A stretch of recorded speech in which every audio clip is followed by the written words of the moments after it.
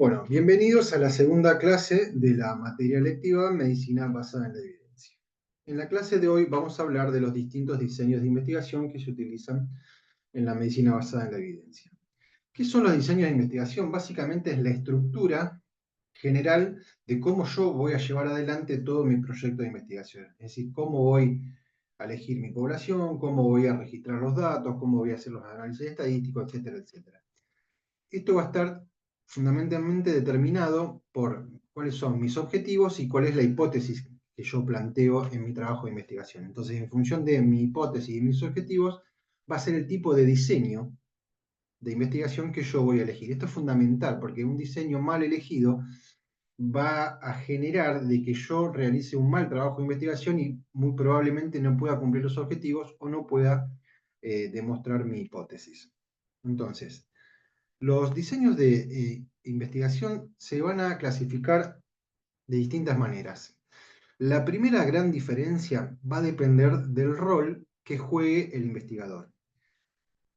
Es decir, si el investigador va a controlar las variables, va a ser una investigación experimental, y si el investigador no controla variables o solo observa, va a ser un diseño no experimental observacional. Entonces veamos, en una investigación experimental, se tiene una situación de control en la cual se manipulan de manera intencional por el investigador una o más variables independientes, que son las causas, para después analizar las consecuencias de tal manipulación sobre una o más variables dependientes, que son los efectos. Entonces acá el investigador manipula las variables independientes para ver después efectos sobre las variables dependientes. En el caso del diseño no experimental, como dijimos, el investigador no manipula variables. Estos diseños, también llamados observacionales, son estudios en los que se realizan sin la manipulación deliberada de variables y en los que solo se observa los fenómenos en un ambiente natural después de analizarlos. O sea, el investigador solo registra, observa en una población determinada, pero no hay manipulación de variables de ningún tipo.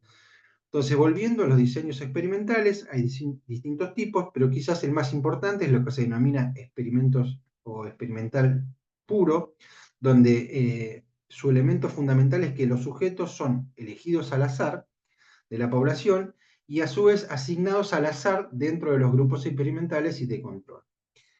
Y esto lo que hace es realizar un control de todos los factores y sesgos que puedan afectar la validez interna y externa del proyecto de investigación. Dentro de los estudios observacionales o no experimentales vamos a tener dos tipos, con una diferencia muy marcada. Están los diseños transversales, que lo que hacen es centrarse en analizar el nivel o estado de una o de varias variables en un único punto en el tiempo. Es decir, se analiza una población, una variable en un solo momento. Luego tenemos los diseños longitudinales, que nuevamente se estudia una variable, solo se la registra, no se interviene, pero se hace a lo largo del tiempo. Y esto puede ser hacia futuro, son estudios prospectivos o retrospectivos en el pasado.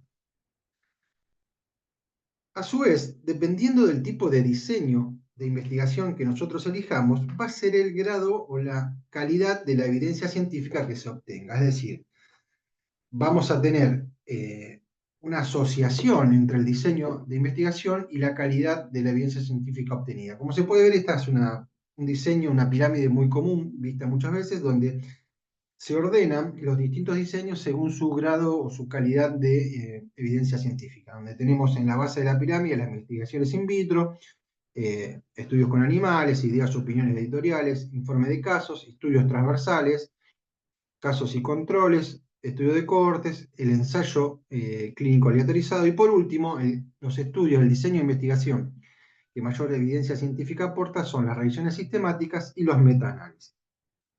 Bien, entonces, como dijimos, los estudios observacionales son aquellos en el que el investigador observa, registra y no interviene directamente sobre las variables. Es como una foto, ¿sí? En este caso, la ventaja que tienen los estudios observacionales es que son muy rápidos y baratos de llevar adelante. Pero como vimos anteriormente en la pirámide, su grado de evidencia científica es bajo. Como dijimos, dentro de los estudios observacionales tenemos los estudios transversales y los longitudinales, que van a ser los estudios de cohorte, que generalmente son estudios prospectivos, es decir, hacia el futuro, yo tengo un grupo de la población de estudio donde yo quiero evaluar a futuro el efecto que produce una causa. Por otro lado, tengo los estudios de casos sin controles, que generalmente son retrospectivos, donde yo tengo los casos, las personas que tienen el efecto o la patología, los controles, la población que no tiene o no presenta ese efecto o esa patología, y quiero estudiar retrospectivamente cuál fue la causa que puede haber generado ese efecto. Veamos entonces algunos ejemplos. Un estudio transversal típico sería, por ejemplo, estudiar la prevalencia de la hipertensión en adultos mayores en una comunidad urbana. Para esto lo que podemos hacer es seleccionar una muestra representativa de 1000 adultos mayores de 65 años en una ciudad determinada, en un día específico. Lo que hacemos es medir la presión arterial de todos los participantes y se recopila información sobre los factores de riesgo mediante un cuestionario. Entonces, este es un ejemplo muy simple, pero muy claro de lo que sería un estudio transversal. Es decir, yo analizo una población en un momento determinado, una variable, una sola vez en el tiempo. Es una foto de una situación. De nuevo, fácil y rápido, pero la evidencia científica que proporciona no es de gran calidad. Otro ejemplo, por ejemplo, de estudios observacionales, como dijimos, son los estudios de cohorte, en este caso prospectivo. Entonces lo que vamos a hacer es estudiar la relación entre el consumo de café y el riesgo de desarrollar diabetes tipo 2. Entonces lo que hago es, en el presente, recluto mi población, que serían 10.000 adultos sin diabetes, y voy registrando a lo largo del tiempo el consumo de café al inicio del estudio y se le sigue durante 10 años. Lo que voy evaluando anualmente es la incidencia de la diabetes tipo 2. Entonces, de nuevo, acá el investigador no manipula variables, solo observa y registra, pero es un estudio longitudinal y prospectivo porque lo hace hacia el futuro. ¿Sí? Entonces, el otro tipo más común, existen muchos, pero bueno, les doy unos ejemplos de los casos, de los diseños de investigación más comunes, es el estudio de casos y controles. En este caso, vamos a ver un ejemplo retrospectivo. Entonces, yo quiero ver cuál es la asociación entre el uso de teléfonos móviles y el cáncer cerebral. ¿Qué hacemos? Identificamos 500 pacientes con cáncer cerebral, son los casos, y se los compara con 1000 individuos sin cáncer cerebral, que son los controles. Y lo que analizo retrospectivamente es el uso de los teléfonos móviles y veo si tiene alguna asociación con el efecto que yo estoy viendo en el presente. Como les dije, dentro de los diseños experimentales, el de mayor evidencia científica son los ensayos clínicos aleatorizados. ¿Por qué es el de mayor evidencia científica? Bueno, porque es el tipo más riguroso de estudio experimental. Les recuerdo, acá el investigador manipula las variables para ver causa y efecto. Se lleva adelante una aleatorización que ayuda a distribuir equitativamente los distintos factores de confusión. Es decir, yo tengo cualquier variable que a mí me modifique el experimento, va a estar repartida de manera aleatoria en todos los grupos. Y obviamente son el estándar para evaluar la eficacia de distintas intervenciones, ya sea un tratamiento, un nuevo fármaco, una nueva técnica de diagnóstico, etcétera, etcétera. Ahora bien, veamos un ejemplo. Yo quiero analizar la eficacia de un nuevo medicamento para reducir el colesterol LDL. ¿Qué hago? De nuevo, esto está muy simplificado para que ustedes tengan una idea general, pero luego lo pueden buscar y profundizar más en el tema. Entonces, busco 1000 pacientes con que tengan hipercolesterolemia, los voy a asignar aleatoriamente en dos grupos, donde 500 van a recibir el nuevo medicamento y 500 reciben un placebo, o muchas veces un medicamento que ya se venía utilizando. Y luego, en el tiempo, lo que voy a hacer es medir los niveles de colesterol LDL después de 6 meses de tratamiento. Y ahí voy a poder ver si el nuevo fármaco o tratamiento es mejor que el que ya se estaba utilizando. A ver, como decimos siempre, este tipo de diseños van a tener ventajas y desventajas. Primero, lo bueno es que tienen un alto grado de control, los ensayos clínicos aleatorizados.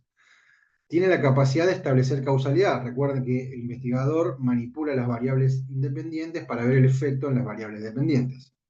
Pero son mucho más costosos que los estudios observacionales, consumen mucho tiempo y muchas veces tienen limitaciones éticas, ya que no puedo yo exponer al paciente a cualquier intervención que a mí se me ocurra. Tiene que pasar siempre por un comité de bioética. Entonces, Como conclusión y punto clave de esta clase, podemos decir que comprender los distintos o los diferentes diseños experimentales es crucial para la práctica en la medicina basada en la evidencia. Y si bien algunos diseños de investigación van a aportar mejor calidad de evidencia científica, cada diseño tiene su fortaleza y debilidad. Y la elección del diseño adecuado va a ser fundamental para que yo pueda generar evidencia confiable que yo pueda informar en la práctica clínica. Bueno, hasta acá esta clase. Muchas gracias.